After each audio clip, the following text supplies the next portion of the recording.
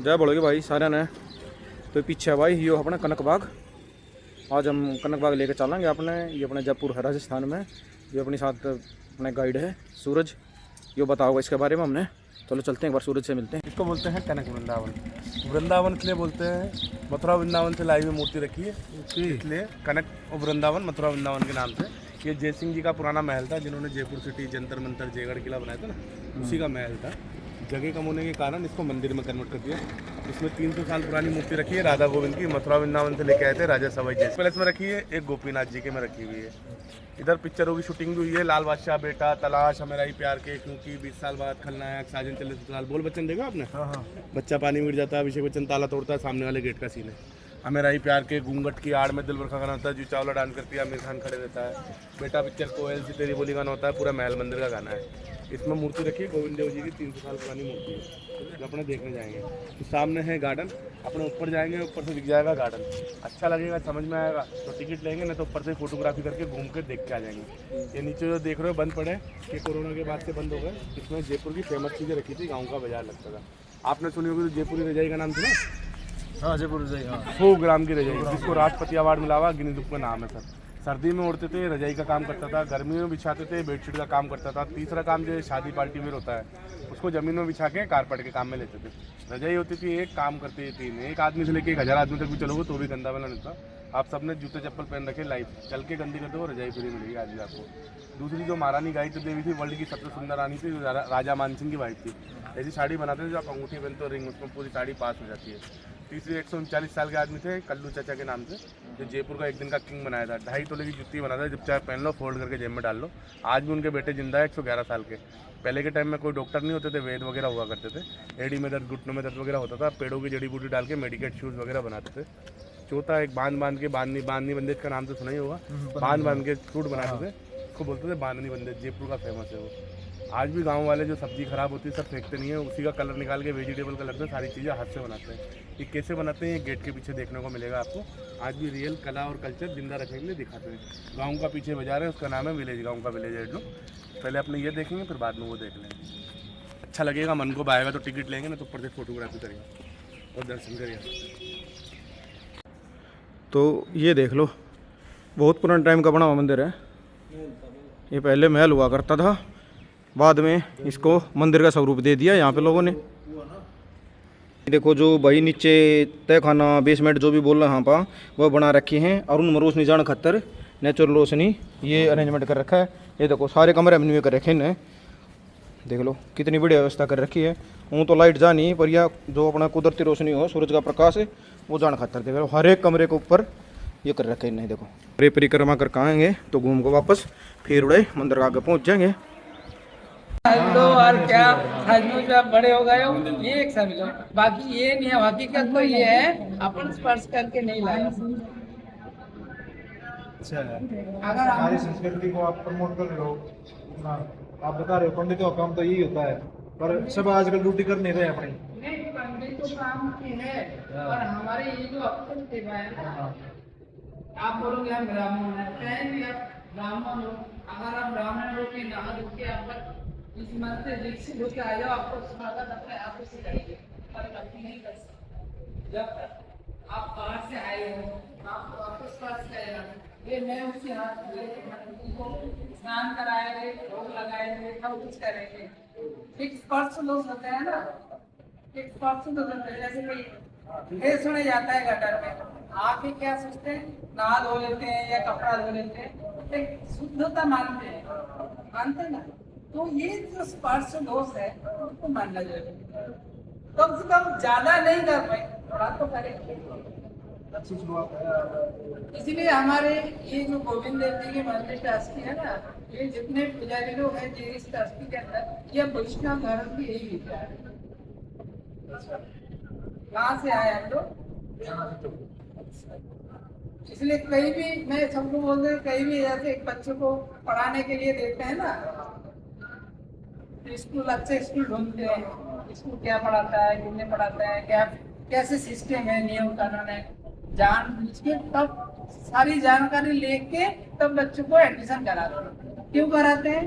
जो अच्छी शिक्षा मिले, मोटर तो भी शिक्षा से भी करनी एक प्राइवेट टीचर भी अगर किसी को ढूंढ के किसी को देना है बच्चों को, वो भी उसके बारे में सब कुछ जानते हैं।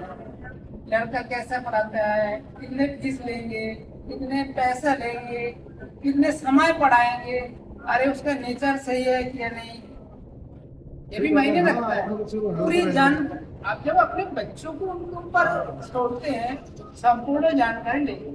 ऐसी किसी भी प्रतिष्ठा, धर्मीय प्रतिष्ठान में अगर जोड़ने से पहले ये भी जानकारी लेना है। सच्चाई अगर जानना है, सनातन धर्म तो है ही है सब इतना। सनातन धर्म तो है, लेकिन जैसे खिचड़ी बनता है उसमें सब कुछ है, सब कुछ है, खिचड़ी सब कुछ है, सब अपनी ड्यूटी नहीं समझते ना। जैसे पर आपने ये बताया, हाँ यही है, सबको एक ही लेवल में नहीं माना सकता है। सब सनातन धर्म कर रहा है, पर उसमें भी भावना के अलग अलग विचार है। कोई इसको साकार मानते हैं, कोई निराकार मानते हैं, पर ये आकार ही नहीं, इतनी बात होता नहीं। माने तो मानना है सबको। अगर इनमें अगर उपस्थिति नहीं हो तो आपने मेरे में कहाँ से आए? आप एक खड़े हो, एक छाया आपका आया है, एक छाया है ना, ये छाया आता है ना, अगर हम नहीं होते छाया कहाँ से आई? अगर इनमें अगर ये गुण नहीं हो तो इसमें कहाँ से आए?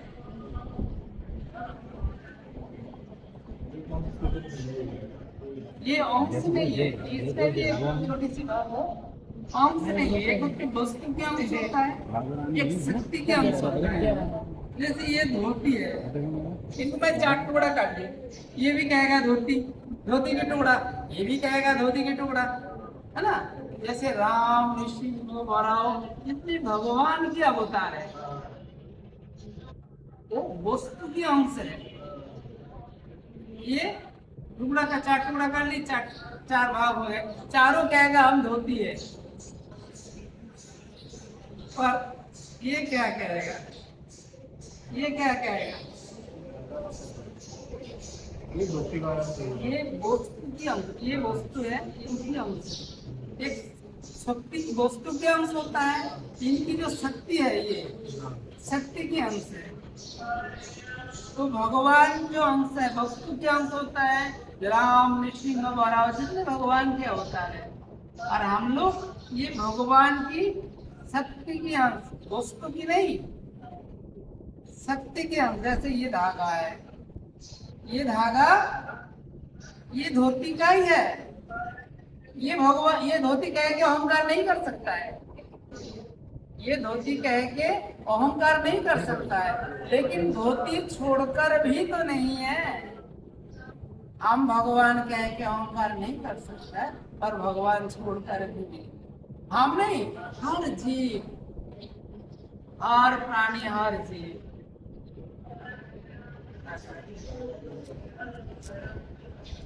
इसलिए कोई भी धर्मीय प्रतिष्ठा आजकल इतना गुरु हो गए ना, शिष्य की कमी पड़ गई। इतना गुरु हो गए हमारे सनातन धर्म में, शिष्य की कमी पड़ गई। वो सब गुरु होके उनको लाभ और पूजा प्रतिष्ठा पाने की लालच में पड़ गए। सब अपना खुद का पूजा और प्रतिष्ठा, हमेशा पूजा करें। भगवान को बात तो हम तो भाई ये सोच रहे हो, ये हम पूजा और प्रतिष्ठा के लिए, देश में हमारी प्रतिष्ठा बढ़े, सब हमें पूजा करे, यही है लालच। यही हमारे वैष्णव धर्म की जो शिक्षा है ना, इनको समझो।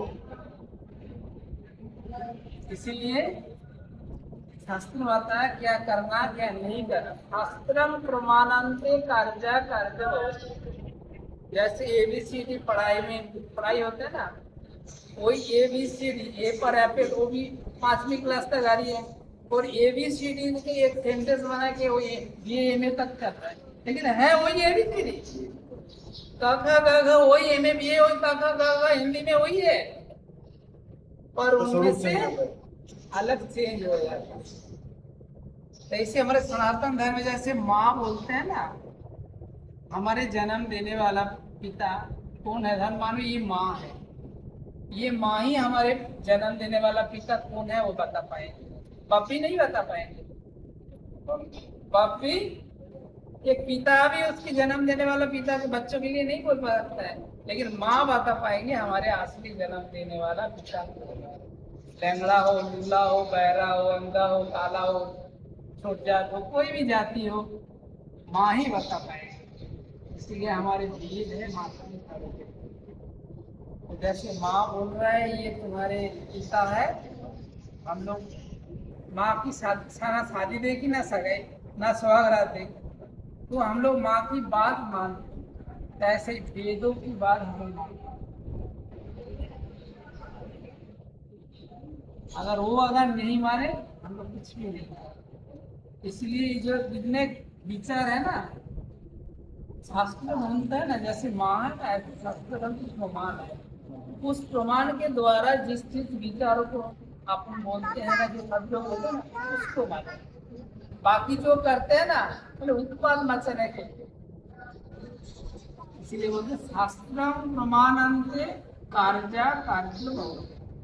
शास्त्र है जैसे माँ है, मौसी है, जैसे मौसी की माँ की शादी मौसी देखते हैं, ताऊ देखा है, चाचा देखा है ना, वेदांत उपनिषद रामायण,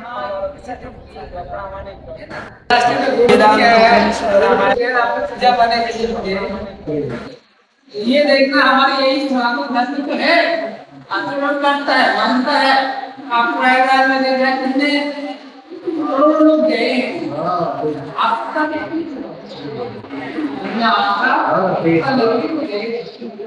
पर वो आपका वो जो विश्वास है उसमें कहीं ना कहीं शुद्ध रूप से नहीं होता है। अगर एक डॉक्टर दवाई देता है बीमारी, डॉक्टर बोले ये दवाई खाओ, ये मत